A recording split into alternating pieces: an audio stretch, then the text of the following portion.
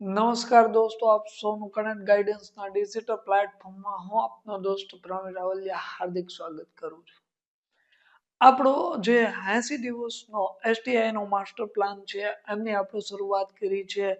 એમની અંદર આજે આપણો 44મો દિવસ છે અને 44મા દિવસે આપણે ભૂગોળ છે એમની અંદર ચર્ચાઓ કરીએ છીએ. અને આજના દિવસના જે ભૂગોળના ટોપિક રહેવાના છે, જો આમની ચર્ચા કરવામાં આવે તો આજનો આપણો ટોપિક ખડક, જમીન અને રાષ્ટ્રીય ઉદ્યાનો છે એ રહેવાના છે. આ ટોપિકો છે એમના જે ક્વેશ્ચનો છે એમની આજના લેક્ચરમાં ચર્ચા કરવાની છે. તો શરૂઆત કરી દઈએ. આજનો લેક્ચર છે એમની અને આપણી સમક્ષ પહેલું જ વિધાન છે આવે છે અને પહેલો જ પ્રશ્ન આપણા સમક્ષ આવવાનો છે. જો પ્રશ્નની વાત કરવામાં આવે તો અહીંયા બે વિધાનો આપેલા છે. એક વિધાન એ છે, એક વિધાન આર છે. એમાં એક વિધાન છે અને એક શું છે તો કે કારણ છે.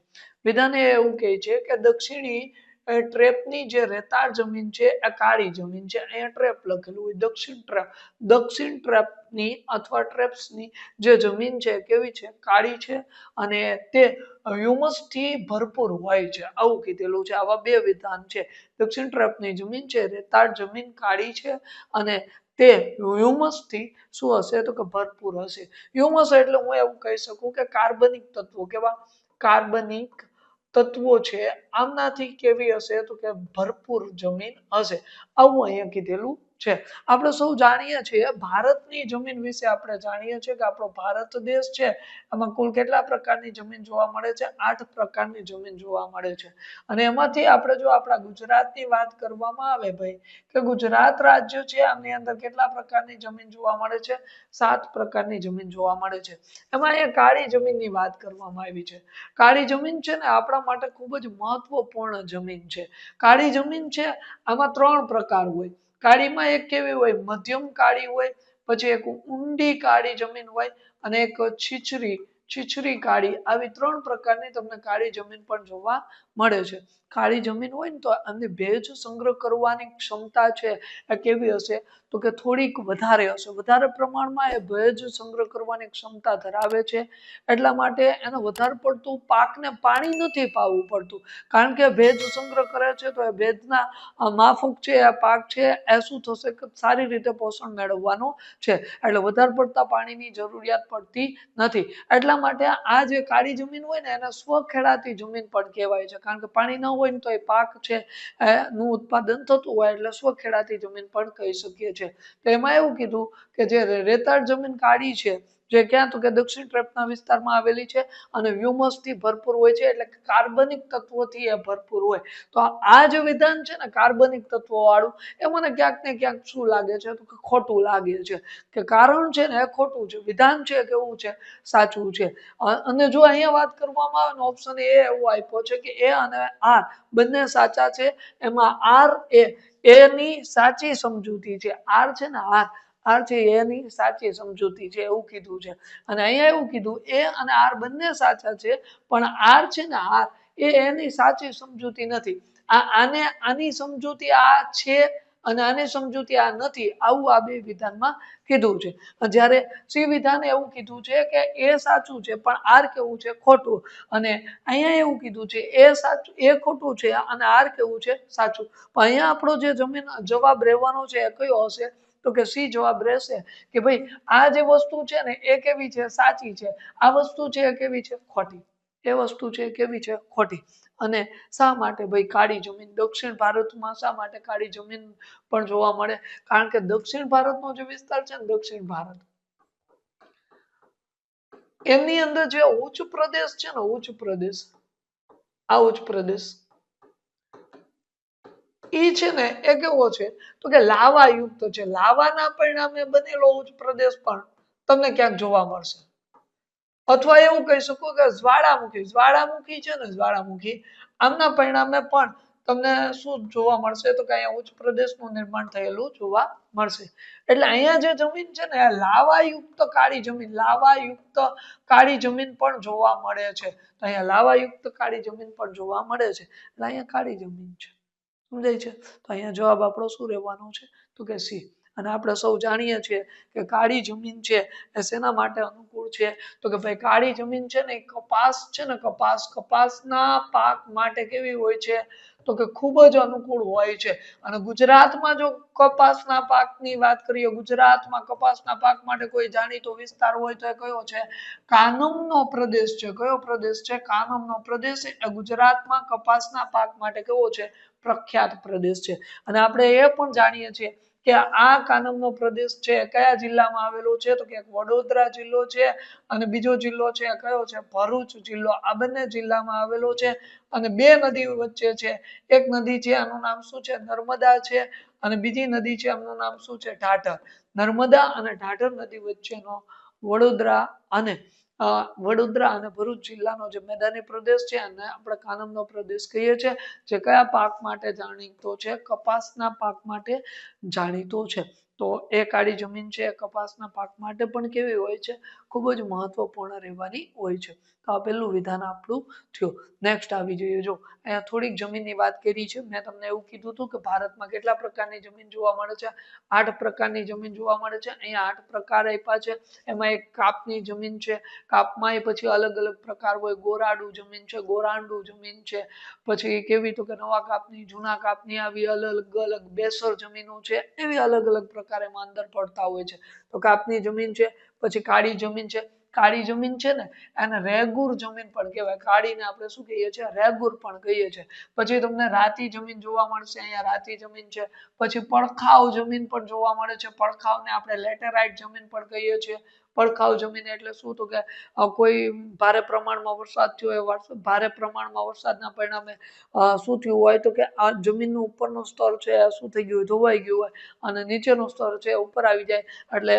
પડખાવ જમીન બની જાય પછી પર્વતીય વિસ્તારમાં જે જમીન જોવા મળે પર્વતીય જમીન પણ છે રણ પ્રકારની જમીનને આપણે રેતાળ જમીન પણ કહીએ છીએ પછી ક્ષારીય જમીન આ મોટા ભાગે દરિયા કિનારાના વિસ્તારોમાં જોવા મળતી હોય ક્ષારીય પછી દલદલીય જમીન જોવા મળે કોઈ અખાતનો વિસ્તાર હોય દરિયા કિનારાનો વિસ્તાર હોય તો ત્યાં દલદલીય જમીન જોવા મળતી હોય આવી 8 પ્રકારની જમીન ભારતમાં જોવા મળે છે રેડી નેક્સ્ટ પ્રશ્ન ઉપર આવી જાય બીજો આપણો ક્વેશ્ચન છે કંઈક એવો કે કાળી માટી કપાસના પાક માટે શું છે તો કે યોગ્ય કાળી જમીન છે કપાસના પાક માટે ઉપયોગી છે જાજી વાર નથી થઈ થોડી વાર જ થઈ હમણાં જ મેં કીધું હતું કે કાળી જમીન છે કયા પાક માટે અનુકૂળ છે કપાસના પાક માટે અનુકૂળ છે અને તેઓ કાર્બનિક પદાર્થથી ભરપૂર હોય આ પણ મેં હમણાં થોડી વાર પહેલા જ કીધું હતું કે ભાઈ અહીંયા એવું કીધું હતું મેં જો શું કીધું હતું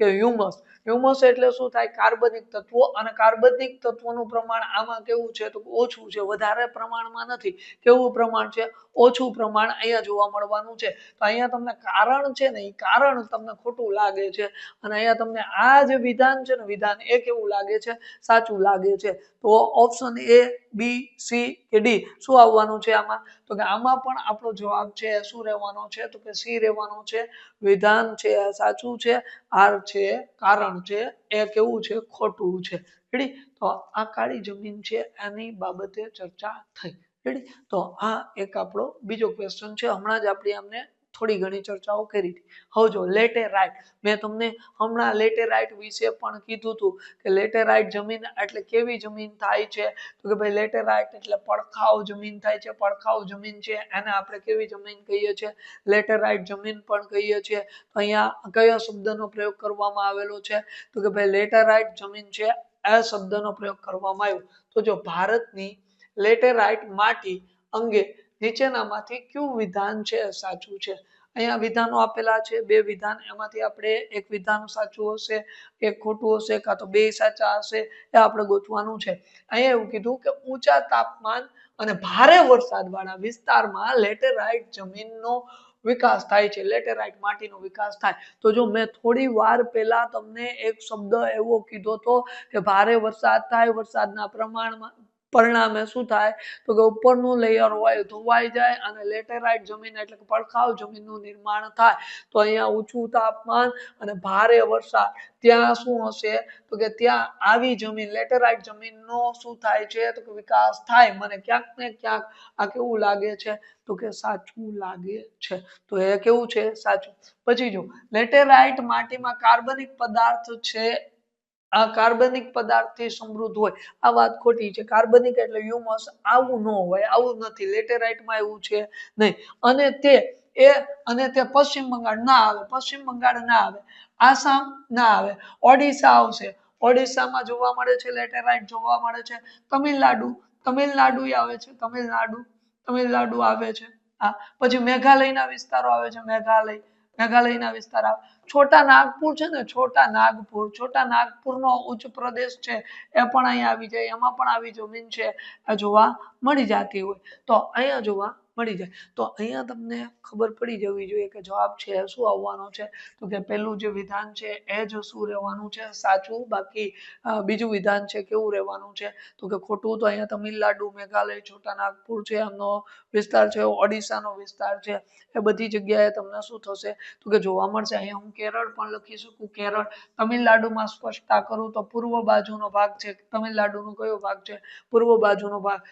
આવા બધા વિસ્તારોમાં શું થાય તો કે જમીન જોવા મળે છે જ્યાં વધારે પ્રમાણમાં વરસાદ થાય છે ને ભાઈ ત્યાં આવી જમીન છે વધારે પ્રમાણમાં લેટેરાઇટ જમીન જોવા મળી જતી હોય છે રેડી તો આ આપણું ત્રીજો ક્વેશ્ચન છે થવાનો છે નેક્સ્ટ જો આવી ગયા નેક્સ્ટ ક્વેશ્ચન ઉપર જો હિમાલયની જમીનમાં હ્યુમસ પુષ્કળ પ્રમાણમાં જોવા મળે છે હિમાલયની જમીન છે એમાં હ્યુમસ પુષ્કળ પ્રમાણમાં જોવા મળે હ્યુમસ એટલે કાર્બનિક તત્વો એ નથી આ ખોટું છે ત્યાં એ હ્યુમસ નથી કાર્બનિક તત્વો વધારે પ્રમાણમાં નથી હિમાલયમાં સૌથી વધુ વન આવરણ છે હિમાલયમાં વન આવરણ તો આપણે બધાને ખબર છે કે હિમાલયમાં જંગલોનું પ્રમાણ છે એ વધારે છે જંગલોનું પ્રમાણ તમને ત્યાં શું થવા મળવાનું છે તો કે વધારે જોવા મળવાનું છે તો આ વાત છે ક્યાંક ને ક્યાંક સાચી છે જંગલો વધારે જોવા કારણે કે એ વિસ્તાર છે એ વિસ્તારની જો વાત કરીએ તો આ આપણા જંગલો છે જંગલોના પ્રકારોની પણ આપણે વાત કરી શકીએ કે કેવા પ્રકારના જંગલો હોય ને કયા કયા પ્રકારના જંગલો છે ક્યાં જોવા મળતા હોય જંગલોના મુખ્ય આમ 3 પ્રકાર પડતા હોય આમ 3 પ્રકાર આપણે પાડી શકીએ છીએ એમાં આબોહવા આધારિત કેવા જંગલો હોય આબોહવા આધારિત જંગલો હોય પછી એક વહીવટના આધારે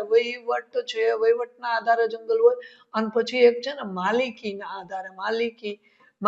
આધારે જંગલો જોવા મળતા હોય આબોહવા આધારિત વહીવટ આધારિત અને માલિકી આધારિત આબોહવામાં વાત કરવામાં આવે તો અહીંયા તમને જોવા મળશે ઉષ્ણકટિબંધીય 12 માસી જંગલ ઉષ્ણકટિબંધીય 12 માસી જંગલ જોવા મળતું હોય આ જે જંગલ છે ને એને આપણે ઉષ્ણકટિબંધીય નિત્ય નીલું જંગલ કહીએ આ જંગલને આપણે ઉષ્ણકટિબંધીય કાયમી જંગલ કહીએ આ જ જંગલને આપણે ઉષ્ણકટિબંધીય વરસાદી જંગલ કહીએ આવું જંગલ જોવા મળતું હોય પછી ત્યાં જોવા મળતા હોય ઉષ્ણકટિબંધીય પાનખર જંગલ અથવા આને ઉષ્ણકટિબંધીય ખરાવ જંગલ કહીએ અથવા આને ઉષ્ણકટિબંધીય મોસમી જંગલ પણ કહીએ આવા જંગલ જોવા મળતા હોય તો આવું જંગલ છે પાનખરમાં પછી કેવા જોવા મળતા હોય ઉષ્ણકટિબંધીય કેવા લીલા પાનખર જંગલ અથવા ઉષ્ણકટિબંધીય સૂકા પાનખર લીલાની જગ્યાએ હું એવો શબ્દ ઉપયોગ કરી શકું કે ભેજવાળા પાનખર અને સૂકા પાનખર આવા જંગલો જોવા મળતા હોય છે પછી જો વાત કરવામાં આવે તો ઉષ્ણકટિબંધીય કેવા જંગલો જોવા મળતા હોય તો કે ઉષ્ણકટિબંધીય કાટાળા અથવા કેવા જોવા મળતા હોય જાડી જાખરાળા જંગલ જોવા મળતા હોય કાટાળા અથવા જાડી જાખરાળા તમને જોવા મળી જશે પછી ત્યાં સમશીતોષ્ણ કટિબંધીય 12 માસી જોવા મળે પછી તમને સમશીતોષ્ણ કટિબંધીય પાનખર જોવા મળે પછી એમાં પાછા સમશીતોષ્ણ પાનખરમાં કેવા હોય ભેજવાળા પાનખર જોવા મળતા હોય પછી કેવા સૂકા પાનખર જોવા મળતા હોય આ સૂકા હોય પછી અહીંયા કેવા જોવા મળતા હોય તો કે ભૂમધ્યસ્થ જંગલો જોવા મળતા હોય અથવા શંકુદ્રમ જંગલો જોવા મળતા હોય અથવા મેંગ્રુવ પણ કહી શકાય મેંગ્રુવના જંગલો જોવા મળતા હોય તો આવો 1 2 3 4 5 6 7 8 9 10 જંગલો થઈ ગયા આબોહવા વહીવટને આધારે વાત કરવામાં આવે તો અનામત જંગલ હોય કેવું અનામત જંગલ પછી સંરક્ષિત જંગલ હોય, સંરક્ષિત. પછી કેવું હોય તો કે અવર્ગીકૃત, કેવું હોય અવર્ગીકૃત જંગલ હોય. આવા ત્રણ ન્યા. માલિકીના આધારે વાત કરવામાં આવે ને ભાઈ, માલિકીના આધારે તો કેવું હોય, રાજ્ય માલિકીના જંગલ હોય, રાજ્ય માલિકીના. પછી કેવા હોય સામુદાયિક માલિકીના જંગલો હોય. પછી કેવા હોય તો કે ખાનગી માલિકીને, કેવા ખાનગી માલિકીના જંગલો હોય, માલિકી કેવી પણ ખાનગી. આ પ્રશ્ન છે હમણાં ઘણી બધી પરીક્ષાઓમાં, ડીવાયએસએસ ની પરીક્ષા હતી એમની અંદર પણ જંગલનો એકાદ પ્રશ્ન હતો, રેવન્યુ તલાટીની જે પ્રિલિમ્સ હતી એમની અંદર પણ જંગલનો એકાદ પ્રશ્ન તમને જોવા મળી ગયો હોય. તો જંગલો પૂછાય છે. તો આવી રીતે આ જંગલોના પ્રકાર છે. અને એમાં હિમાલયમાં ભાઈ વધારે પ્રમાણમાં જંગલ જોવા મળે છે. હિમાલયમાં અલગ અલગ પ્રકારની વનસ્પતિઓ પણ જોવા મળી જાય છે. તો અહીંયા આપણો જવાબ છે એ શું આવવાનો છે કે વિધાન એ છે ને એ કેવું છે, ખોટું છે, પણ આ જે છે એ કેવું છે, સાચું જોવા મળશે. તો આ આપણો ચોથો પ્રશ્ન થયો, જેમાં જંગલની અને જમીનની વાત થઈ. હવે આપણે આગળ જોઈએ. ખડક ઉપર પ્રશ્ન આવ્યો છે, એના ઉપર ખડક ઉપર પ્રશ્નની આપણે શરૂઆત કરીએ એ પહેલા હું તમને ખડકોની બેઝિક બાબત કહી દઉં કે ભાઈ ખડક છે ને, ખડકને આપણે શું કરવાના છે, ત્રણ પ્રકારમાં વિભાજિત કરવાના છે. જો વાત શેની કરવામાં આવે, ખડક છે એમની કરવામાં આવે તો ખડકોને આપણે કેટલા ભાગમાં વિભાજિત કરવાના છે, ત્રણ છે. આ ત્રણ ભાગો છે એમની આપણે ચર્ચા કરીએ કે કયા ત્રણ ભાગો જેમની અંદર ખડકોને આપણે વિભાજિત કરીએ. તો જો એક ભાગ છે એમને આપણે શું કહેવાના છે, અગ્નિકૃત ખડક. કેવા અગ્નિકૃત ખડક કહેશું. એક ભાગ છે એમને આપણે કેવા કહેશું તો કે પ્રસ્તર ખડક કહેશું, પ્રસ્તર. આ પ્રસ્તર ખડકો હશે. એક ભાગ છે એને આપણે કેવા ખડકો કહેવાના છે, રૂપાંતરિત ખડક કહેવાના છે. તો આવી રીતે ત્રણ ભાગ પડે. કેવા ત્રણ? અગ્નિકૃત, પ્રસ્તર અને રૂપાંતરિત, એમ ત્રણ ભાગમાં વિભાજિત થશે. એમાં જો આપણે ભાગ પાડીએ ને અગ્નિકૃતના, તો બે પ્રકાર હોય. એક કેવો હોય, આંતરિક અગ્નિકૃત ખડક હોય, આંતરિક અગ્નિકૃત ખડક હશે. અને બીજો કેવો હશે તો કે બાહ્ય અગ્નિકૃત હશે. કેવો હશે? બાહ્ય અગ્નિકૃત ખડક. તો આવી રીતે અહીંયા બે પ્રકાર પડવાના, આંતરિક અને બાહ્ય અગ્નિકૃત. એમાં આંતરિક અગ્નિકૃત છે આમની વાત કરવામાં આવે ને તો એના પાછા બે પ્રકાર પડે આના. એમાં એક પ્રકાર છે કયો છે, અંતસ્થ અગ્નિકૃત ખડક. કેવો? અંતસ્થ અગ્નિકૃત ખડક હશે. અને બીજો કયો હશે, મધ્યસ્થ. કેવો? મધ્યસ્થ અગ્નિકૃત ખડક હશે. તો આવા બે, અંતસ્થ અગ્નિકૃત અને મધ્યસ્થ અગ્નિકૃત, આવા બે પ્રકારના ખડક હશે. અહીંયા એ પ્રકાર પડે. એમાં એક હોય ખડક પદાર્થ નિર્મિત. ખડક પદાર્થ નિર્મિત પ્રસ્તર ખડક. ખડક પદાર્થ નિર્મિત પ્રસ્તર ખડક. પછી બીજું રાસાયણિક પદાર્થ નિર્મિત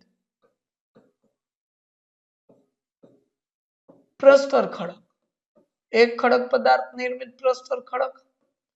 બીજો કેવો છે, રાસાયણિક પદાર્થ નિર્મિત પ્રસ્તર ખડક. અને પછી જૈવિક પદાર્થ નિર્મિત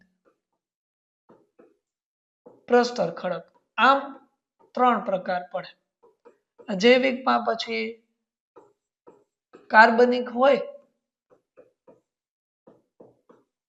અને ચૂનાયુક્ત હોય. કેવા? ચૂનાયુક્ત. કાર્બનિક ને અકાર્બનિક કહી શકું. કેવા? અકાર્બનિક. આવા કાર્બનિક અને અકાર્બનિક એવા પ્રકારના હોય. તો આ શું થયું તો કે આ ખડકોના પ્રકાર થયા, અગ્નિકૃત, પ્રસ્તર અને રૂપાંતરિત થવાના છે. ક્લિયર? આટલી વસ્તુ. એમાં અગ્નિકૃત ખડક છે આમનું નિર્માણ છે શેના પરિણામે થતું હોય, પૃથ્વીના પેટાળમાં રહેલો જે મેગ્મા છે, મેગ્મા શું કરશે તો પૃથ્વીની સપાટી તોડી અને બહાર આવશે ત્યારે એ લાવા તરીકે ઓળખાશે. એ લાવા સપાટી ઉપર પથરાય, નક્કર સ્વરૂપ ધારણ કરે તો કેવા પ્રકારનો અગ્નિકૃત ખડક બને તો કે બાહ્ય અગ્નિકૃત. લાવા છે બહાર આવી જાય, સપાટી તોડી બહાર આવી જાય, સપાટી ઉપર પથરાય, નક્કર સ્વરૂપ ધારણ કરે તો કેવો બાહ્ય અગ્નિકૃત. જો અંદર ને અંદર શું થશે તો કે સુકાઈ જશે, નક્કર સ્વરૂપ ધારણ કરશે તો આંતરિક અગ્નિકૃત. એમાં વધારે ઊંડાઈ ઉપર શું થશે તો કે ઠંડો પડશે, આ નક્કર સ્વરૂપ ધારણ કરશે તો અંતસ્થ. જો સપાટી નજીક રહેલી તિરાડો છે, તિરાડોમાં જમા થશે, આ નક્કર સ્વરૂપ ધારણ કરશે તો મધ્યસ્થ અગ્નિકૃત. આવી રીતે પ્રસ્તર ખડક છે ને આને જડકૃત પણ કહેવાય. જડકૃત કેવા? જડકૃત ખડક. આ જડકૃત ખડક કહેશું. કારણ કે આમાં શું હોય તો કે અગ્નિકૃત ખડક છે ને એનું ખવાણ થશે, ખવાણ થઈ ભૂકો તૈયાર થશે. એ ભૂકો છે શું થશે તો કે અલગ અલગ પરિબળોના માધ્યમથી નીચે આવશે, પથરાશે. એમાં શું થશે, પથરાય એટલે એક લેયર બને. માની લો કે આ પથરાણો એક લેયર બન્યું, પછી પાછો પથરાય બીજું લેયર બને. અહીંયા શું બને, બીજું લેયર, પાછો પથરાય ત્રીજું લેયર બને, લેયર ઉપર લેયર બન્યા કરે. પછી એમાં ક્યાંક ને ક્યાંક શું થયું હોય તો કે ભાઈ ક્યાંક ને ક્યાંક વનસ્પતિના અવશેષો આવી ગયા હોય, અહીંયા વચ્ચે ક્યાંક ને ક્યાંક શું આવી ગયું હોય, વનસ્પતિના અવશેષ આવી ગયા હોય, પ્રાણીના અવશેષો આવી ગયા હોય. પછી ક્યાંક છે પાણી છે અહીંથી પસાર થઈ જતું હોય તો પાણીનો શું બની ગયો, સ્તર બની ગયો હોય. તો આ સ્તર વાળું છે, લેયર વાળું હોય પ્રસ્તર ખડક છે. એવી રીતે પ્રસ્તર ખડક. એમાં ખડક પદાર્થ એટલે અલગ અલગ પ્રકારના ખડકોનું ખવાણ થઈ બને એટલે ખડક પદાર્થ. રાસાયણિક પદાર્થ એટલે પાણીમાં જે રસાયણો હોય આનું શું થશે તો કે નિરપેક્ષણ થશે, અને જે ખડકો બનશે રાસાયણિક પદાર્થ નિર્મિત, જેમ કે ચિરોડી લઈ લો, મીઠું લઈ લો, એવા બધા જૈવિક પદાર્થ એટલે વનસ્પતિ અને પ્રાણી છે અવશેષો સળશે ને એના પરિણામે જે ખડક બને એ. પછી આ અગ્નિકૃત અને પ્રસ્તર ખડક છે આના ઉપર દબાણ અને તાપમાન છે એમની અસર થઈ અને એનું રૂપાંતરણ થાય કે ખડકમાં થશે, રૂપાંતરિત ખડકમાં થશે. તો એ કયો ખડક બનશે, રૂપાંતરિત ખડક બનશે. તો એવું બધું હોય છે. જો અહીંયા હવે વિધાનો જોઈએ. જળકૃત સંબંધિત જોવાના છે. જળકૃત એટલે પ્રસ્તર. પૃથ્વીની સપાટી પર જળકૃત ખડકો જલીય પ્રણાલીઓ દ્વારા રચાય છે. સાચી વાત છે. મેં કીધું હતું કે અલગ અલગ પરિબળો, તો એમાં પાણી છે, પાણી એના પરિણામે પણ શું થતું હોય તો કે આ ખડકોનું નિર્માણ થતું હોય. મેં જેમ કે રાસાયણિક પદાર્થ નિર્મિત પ્રસ્તર ખડક કીધા હતા, તો પાણીના પરિણામે જલીય પ્રણાલી છે એના પરિણામે પણ એ નિર્માણ પામે છે. કાપયુક્ત ખડકોની રચનામાં પહેલાથી જ અસ્તિત્વમાં રહેલા ખડકોનું ધોવાણ સામેલ હોય.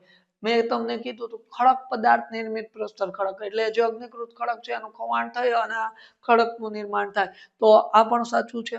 જળકૃત ખડકોમાં શું રહેલા હોય, અવશેષો. અવશેષોની વાત કરી હતી, પ્રાણી અવશેષો છે, વનસ્પતિ અવશેષો છે, તો અવશેષો પણ રહેલા હોય છે.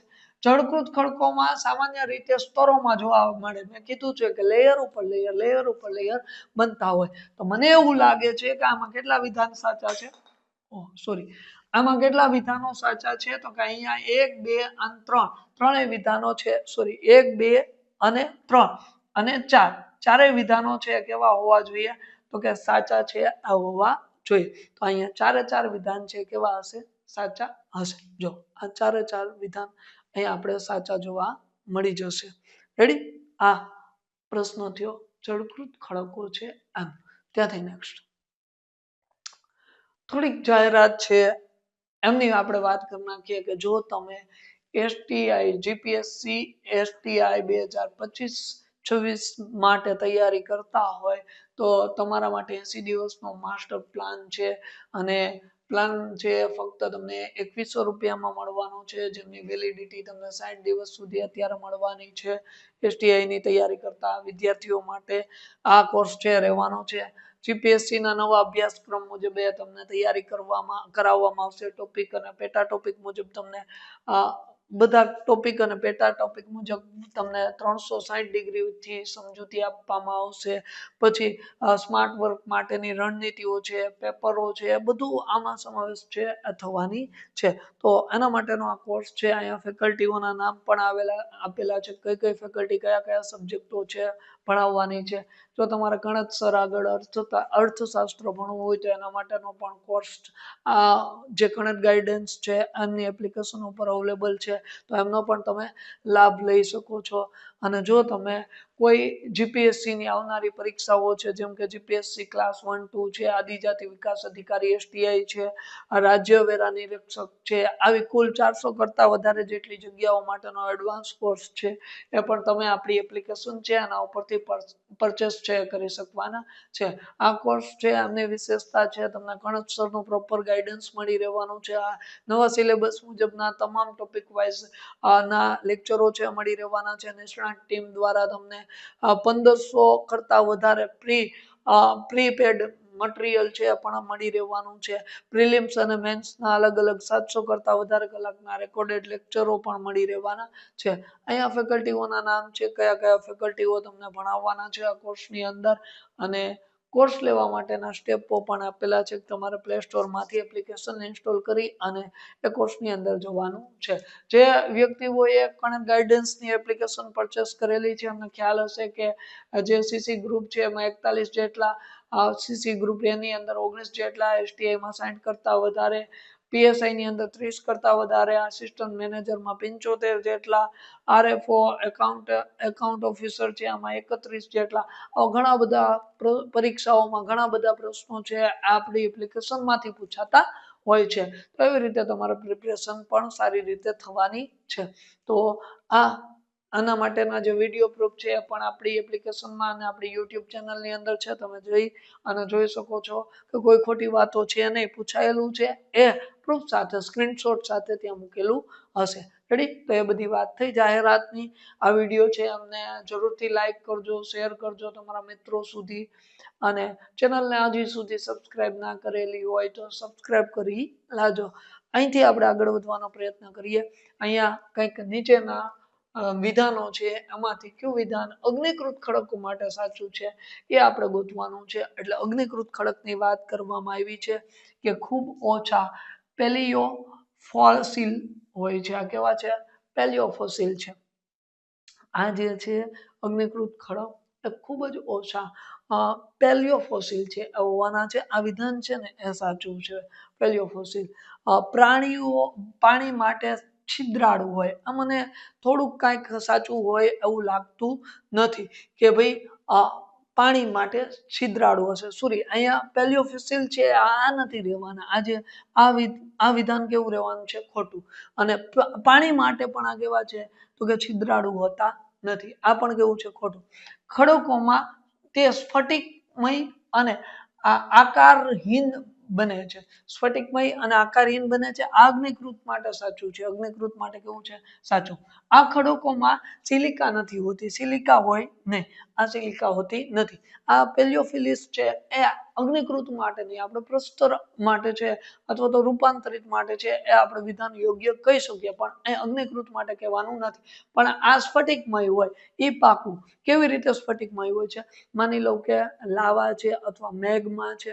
એ મેઘમાં શું થતું હોય તો કે પૃથ્વીના પેટાળમાંથી બહાર આવે છે. બહાર આવે અને એ શું થશે તો કે પથરાશે, અને પછી એ શું થશે તો કે હવાના સંપર્કમાં આવશે, સુકાશે, એટલે એમના શું થતા હોય? સ્ફટિક અણુઓ બનતા હોય, સ્ફટિકો બનતા હોય. તો આ સ્ફટિકમય હોય અને પછી એનો કોઈ પ્રોપર આકાર હોતો નથી, અનિયમિત આકારહીન હોય છે. તો આ વિધાન છે આપણું અહીંયા સાચું રહેવાનું છે. તો અહીંયા જવાબ રહેવાનો છે કયો હશે? C, option C. છઠ્ઠો પ્રશ્ન એમનો આપણો જવાબ રહેશે. ત્યાંથી નેક્સ્ટ જો, હવે રાષ્ટ્રીય ઉદ્યાન, અભયારણ્ય અને રાષ્ટ્રીય ઉદ્યાન રિલેટેડ. એમાં રાષ્ટ્રીય ઉદ્યાન કાઝીરંગા રાષ્ટ્રીય ઉદ્યાનની વાત છે.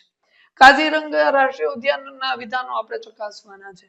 કાઝીરંગા રાષ્ટ્રીય ઉદ્યાનમાં એક સિંગી ગેંડો, આ વાત તદ્દન સાચી છે. એક સિંગી ગેંડો જોવા મળે. ખાસ કરીને આસામમાં રાષ્ટ્રીય ઉદ્યાન છે. આસામ સિવાય છે ને એક સિંગી ગેંડો પશ્ચિમ બંગાળમાં પણ જોવા મળે. જ્યાં જોવા મળે? પશ્ચિમ બંગાળ. તો આસામ અને પશ્ચિમ બંગાળ બેયમાં એક સિંગી ગેંડો જોવા મળે છે. વિશિષ્ટ પ્રાણી છે આ. અને આ ગુજરાત રાજ્યમાં છે? ન હોય. આ ગુજરાતમાં નથી ભાઈ, એ આસામમાં છે. ક્યાં છે? આસામ. કાઝીરંગા રાષ્ટ્રીય ઉદ્યાન. તો અહીંયા કયું આવશે જવાબ? માત્ર એક સાચું નીવડવાનું છે. આ કાઝીરંગા રાષ્ટ્રીય ઉદ્યાનની વાત થઈ. નેક્સ્ટ, ગીર રાષ્ટ્રીય ઉદ્યાન. ગીર તો ગુજરાતમાં છે. ગુજરાતના રાષ્ટ્રીય ઉદ્યાનની વાત આવી. ગુજરાતમાં કેટલા છે? 4 રાષ્ટ્રીય ઉદ્યાન છે. એક ગીર રાષ્ટ્રીય ઉદ્યાન જોવા મળે છે. ગીર રાષ્ટ્રીય ઉદ્યાન છે ગુજરાતની અંદર આવેલું છે. પછી એક મરીન નેશનલ પાર્ક કહી શકું. મરીન નેશનલ પાર્ક અહીંયા આવેલું છે ગુજરાતમાં. પછી એક વાસંદા છે, વાસંદા રાષ્ટ્રીય ઉદ્યાન છે, એ પણ ગુજરાતની અંદર આવેલું છે. પછી એક વેડાવદર છે, વેડાવર નહીં, વેડાવદર રાષ્ટ્રીય ઉદ્યાન એ પણ ગુજરાતમાં આવેલું છે. ગુજરાતમાં કુલ કેટલા છે? 4 રાષ્ટ્રીય ઉદ્યાન છે. તો અહીંયા જો ગીર છે શેના માટે છે? Asiatic lion. સિંહોનું એકમાત્ર કુદરતી નિવાસ સ્થાન છે, તો કે ભાઈ સાચી વાત છે. અહીંયા તમને સિંહ જોવા મળી જાય. અહીંયા સિંહ. મરીન નેશનલ પાર્કમાં દરિયાઈ જીવ જોવા મળે, દરિયાઈ જીવ. પછી અહીંયા તમને વાસંદનમાં દીપડો પણ જોવા મળી જાય. દીપડા સિવાય પણ અલગ અલગ ઘણા બધા છે. વેળાવદર તો આપણે બધાને ખબર છે. કાળિયાર જોવા મળશે, કાળિયાર અહીંયા જોવા મળી જવાનું છે. તો અહીંયા જવાબ શું આવવાનો છે? માત્ર એક, કારણ કે આ મધ્યપ્રદેશમાં નથી, એ ક્યાં છે? ગુજરાતમાં. રેડી? તો આપણો પ્રશ્ન થયો ગીર રાષ્ટ્રીય ઉદ્યાન છે એમ.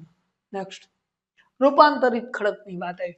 રૂપાંતરિત ખડક માટે નીચેના વિધાન તપાસો. મેં રૂપાંતરિતની વાત કરી હતી ત્યારે મેં એવું કીધું હતું ગરમી અને દબાણ એટલે તાપમાન અને દબાણના પરિણામે આ બને છે. તો આનું શું છે? તો કે સાચું રહેવાનું છે. પછી સેલ છે, રૂપાંતરનું સ્વરૂપ છે. સેલ છે એનું સેલ નામનું જે ખડક છે એને રૂપાંતરિત કરી અને આપણે કેમાં? સ્લેટમાં પરિવર્તિત કરી શકીએ. તો સેલનું રૂપાંતરિત સ્વરૂપ છે શું છે? સ્લેટ. આ સ્લેટ સાચું છે. સ્લેટ છે કોનું ઉદાહરણ છે? રૂપાંતરિત ખડકનું ઉદાહરણ છે. તો અહીંયા જવાબ શું આવવાનો છે? 1 અને 2 બંને. તો સ્લેટ છે રૂપાંતરિત ખડકનું ઉદાહરણ રહેવાનું છે. રેડી? આ આપણો પ્રશ્ન થયો. Next, valley of flower. Valley of flower રાખ્યું. આમ જોવા જઈએ ને તો વેલી ઓફ ફ્લાવર હિમાલયમાં છે.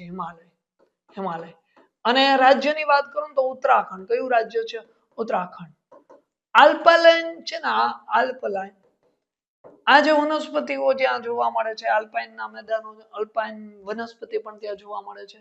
તો રાષ્ટ્રીય ઉદ્યાન અંગે નીચેના વિધાનો ચકાસવાના છે. અહીંયા જો હિમાલયના વિસ્તારમાં આવેલ છે, તો કે ભાઈ સાચી વાત છે, હિમાલયના વિસ્તારમાં આવેલ છે. આલ્પાઇનના મેદાનો અને ફૂલોની વિવિધતા માટે શું છે? તો કે જાણીતું છે. તો એ પણ સાચું છે. અહીંયા આપણો જવાબ રહેવાનો છે શું હશે? તો કે સી 1 અને 2 બંને સાચા રહેવાના છે. તો આ વાત થઈ રાષ્ટ્રીય ઉદ્યાનને રિલેટેડ જે આ પ્રશ્નો છે એમની વાત થઈ. તો આ આપણા આજના 10 ક્વેશ્ચન થયા. તો અહીંયા આજના જે મુદ્દાઓ હતા એને રિલેટેડ થોડી ઘણી આપણે ચર્ચાઓ કરી છે.